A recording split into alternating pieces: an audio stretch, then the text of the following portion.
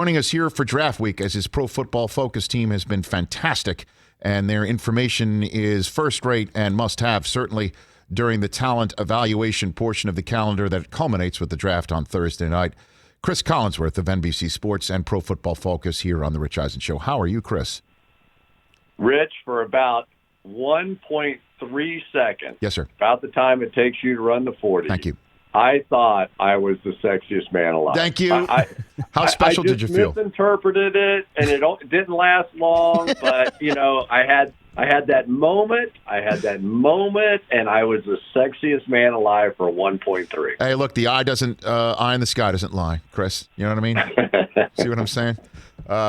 Thanks for joining me here on the show today. I can't wait to hear your analysis of this quarterback class that I think we can all agree Trevor Lawrence being first overall makes sense. Do you think the Jets are making the right maneuver with Zach Wilson should the expected happen on Thursday night, Chris? I do. Yeah. As a matter of fact, my greater debate was Zach Wilson and Trevor Lawrence. No kidding. I think those two are clearly set apart and deserve to be so. You're going to see Zach Wilson, unless I am totally screwing this up, sort of Aaron Rodgers. That's what he's going to feel like, I think, to most people who are watching him play. Wow. I mean, that's a manhole cover you just threw around like there, man. So what's your... Yeah, no, I know. But I don't, not that I think he's going to be as good or as great or as whatever, but the style of play, the sort of off-platform, the kind of, I don't want to say this in an insulting way to the host of Jeopardy, but that, like, I can do things you can't do kind of throws. Sure. and just like playing with the defense kind of thing. Now, he didn't get hit very much at BYU, so maybe that changes in the NFL, but I think people are going to really enjoy watching him play, and he would absolutely be second if I didn't take Trevor Lawrence second. So you certainly have piqued my curiosity by saying that the evaluation debate for you sits atop this draft. I mean, walk me through Zach Wilson versus Trevor Lawrence that made you sort of go back and forth on the subject. The bottom line was I thought they were both equally good players. I didn't. My evaluation wasn't one over the other. But it was really, for me, it was the body of work for Trevor Lawrence. I've seen him play against the best college players in the world. I had seen him in championship games. I had seen him when he got knocked down. I had seen him when they lost big games. I had seen him when he won big games. And with Zach Wilson, that body of work is sort of coastal Carolina-ish. It's like you just got to be careful what you're putting in and the class of athletes that they're playing against. But I do think he has that kind of talent. I think he has that sort of charisma to the quarterback position, if you will.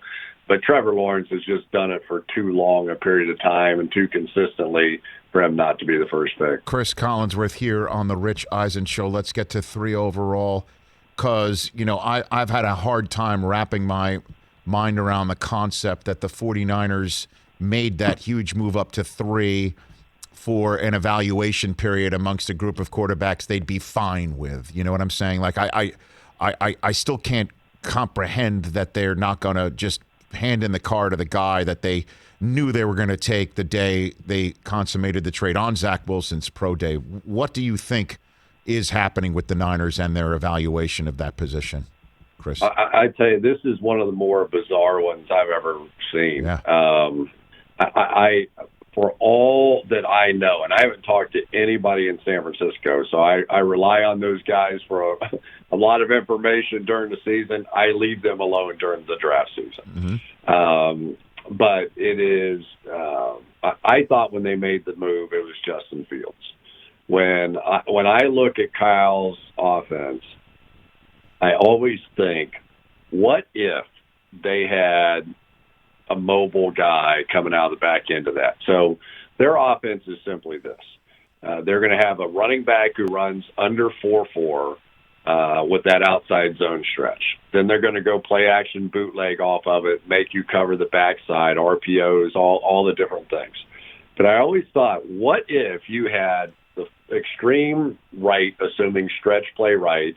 What if you had play action bootleg and you had to protect the backside throwing lanes, the slants, the hooks, all that stuff back in there? And then you had a guy like Justin Fields, who I think is a dynamo running the ball. I love watching him play the game. If you had him or Trey Lance coming out of the back end of that thing. And so when they made the trade, I go, you know what? I get it. Jimmy Garoppolo and Matt Ryan can take you so far, but if you had that last element coming around the backside, it could be really pretty special. In my mind, just watching the tape, and I haven't met these guys, I don't know them, but I hear that Trey Lance is just this really smart guy, and so is Mac Jones. But when you just put on the tape, Justin Fields, as far as a physical specimen, to me was still the one that stuck out. I thought his accuracy was really fantastic, but his running skills and running ability, he's got a long way to go as far as reading the defenses, and not reading them, but not going first read, run. That's what young quarterbacks do a lot of. So though, if the first read's not there, he's going to take off and run. But I also think that Kyle's probably the best, or one of the best quarterback coaches in all the league. And I just go, I got it. That makes total sense to me. I've got it figured out. And then they said Mac Jones, and I was like, really? Did you have to go all the way to 3 to get Mac Jones? Right. And so it was really, it's still confusing to me. And now the latest thing I read was that maybe they're going to go Trey Lance, because there's like so much pressure in San Francisco to not take Mac Jones. And so the scouts like Trey Lance, and it's like, oh my goodness, this thing has just gone crazy here. Cris Collinsworth here on the Rich Eisen Show, and I'm just putting together everything that we've gleaned here over the several weeks of just focusing on this right here on this show. Bucky Brooks, my colleague from the NFL Media Group, saying that you don't trade up all that to get somebody who wasn't even the best player on the field on his own team in Mac Jones, who he said was like Iron Man, where the program and the coaching staff and the other players around him are the suit that made him great. Kurt Warner saying that you don't take that big leap to get somebody who is similar to the guy that you have. You need to take somebody who is physically somebody completely different with a bigger upside. And then I'm hearing Dan Orlovsky say, if you think that Mac Jones isn't an improvement over Jimmy Garoppolo, you're crazy. So what is your evaluation of Mac from what you see, Cris? The first thing I wrote down about Mac Jones is, why don't people love him? Right? That was my first evaluation. Like, when you watch him play, he's an accurate guy. He can move fairly well. He can make some big runs if you need him. But I would agree with the evaluation of, is it different than what you have or have had in this offense? RG3 back in the day could do some of that in his rookie year coming out the backside of this thing. But I don't think that Mac Jones adds an element that you don't truly have, assuming Garoppolo can stay healthy. Now, the back end side of this thing is, I keep seeing Garoppolo back in New England, and I don't know how he's getting there. So if you take Mac Jones, could Mac Jones be ready for opening day? Yeah, probably. I could see that.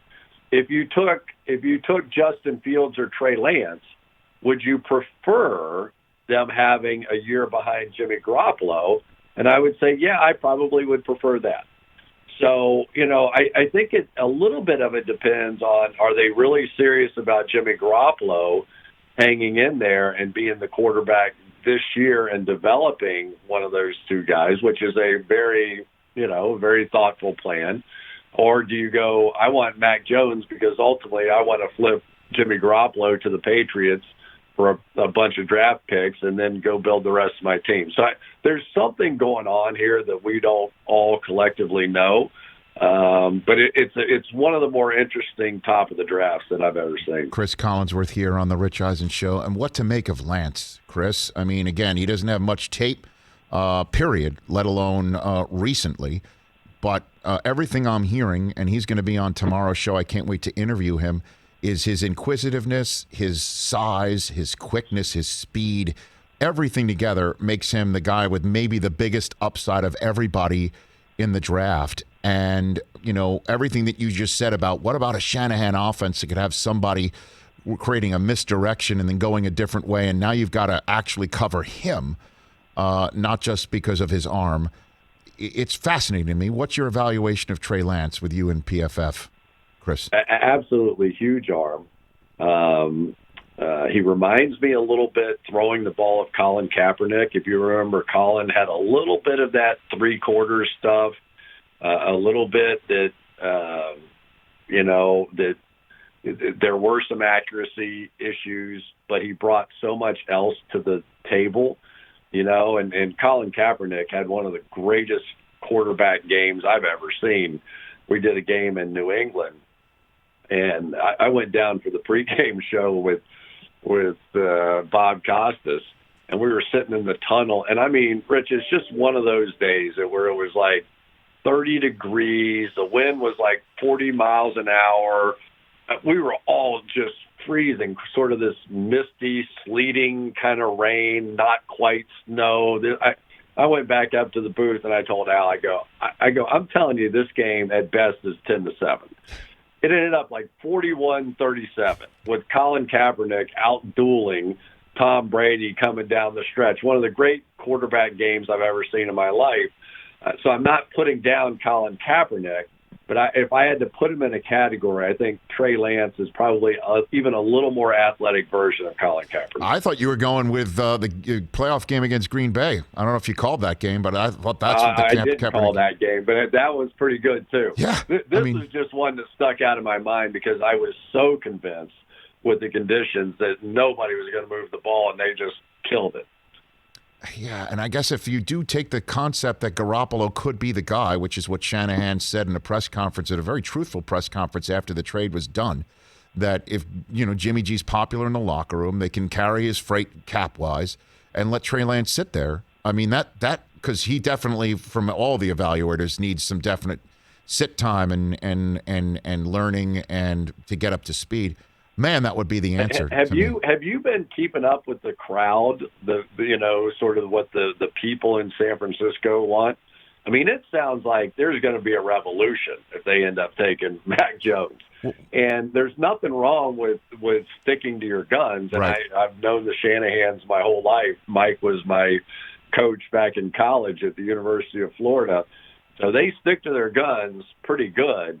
But the pressure is building to the point now where you start going, man, if they made that deal and they get Mac Jones and that didn't work out, and, you start extrapolating that thing out.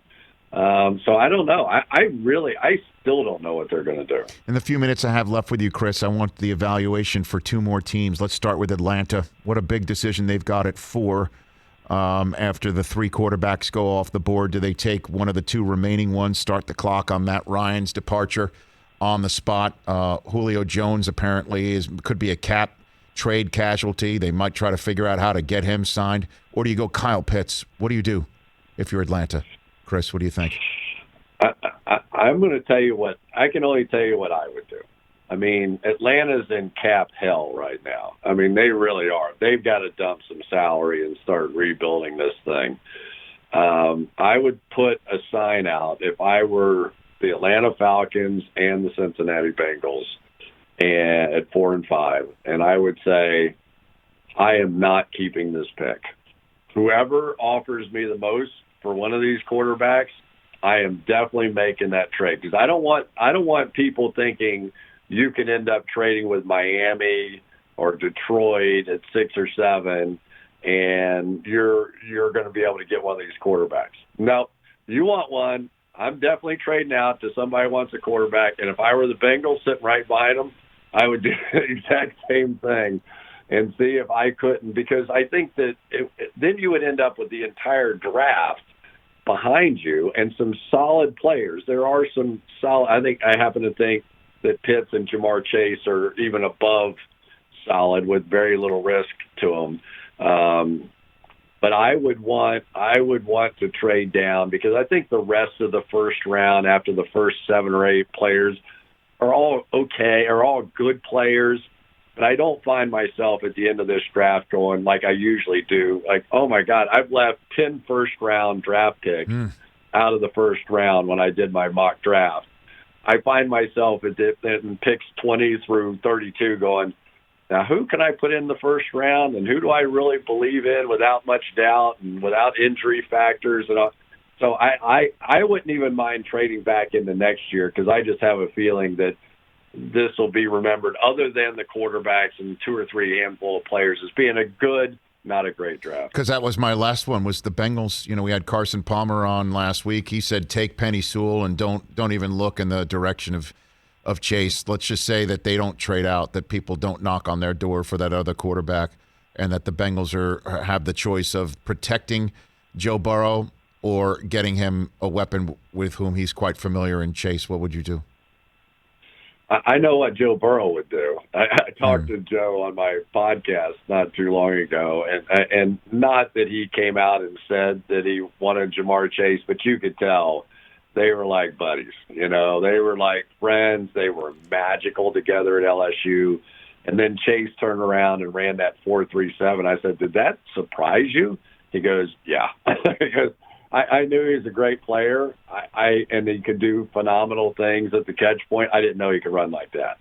And Penei Sewell is going to be that good too. But I would take any of these top 3 tackles and feel pretty good about getting a tackle. So if I had to slide myself back down, 3, 4, 5 slots, if I were the Bengals, I would feel pretty darn good about that tackle position if that's where I wanted to go. You're referring to your podcast with Richard Sherman, right? The Cris Collinsworth podcast. That's you got it. Good stuff, man. Richard's terrific. What's he going to do? What do you think he's going to do this year? I think a bunch of these guys are going to get signed after the draft. When you listen to Richard talk about it, everybody tells him the same thing. It's, everybody thinks they're going to find a 22-year-old to replace him. And, at half the price or a tenth of the price or whatever. And then a lot of them don't end up with somebody that can replace them. And then all these veteran players who are still sitting out there come back into the mix and, at a much lower price. But with Richard's so talented, he can do anything. He could probably go make as much money working in television as he is, going out there and playing the game. So it'll be interesting to see what happens. The Cris Collinsworth podcast featuring Richard Sherman, where all podcasts can be acquired, at Collinsworth PFF on Twitter, and then, of course, on Sunday Night Football, which we can't wait to hear the schedule for on May 12th. That's right around the corner after the draft. Thanks for the time, Chris. I always cherish our chats. Thank you. Rich, great fun. See you, buddy. Back at you. That's Cris Collinsworth.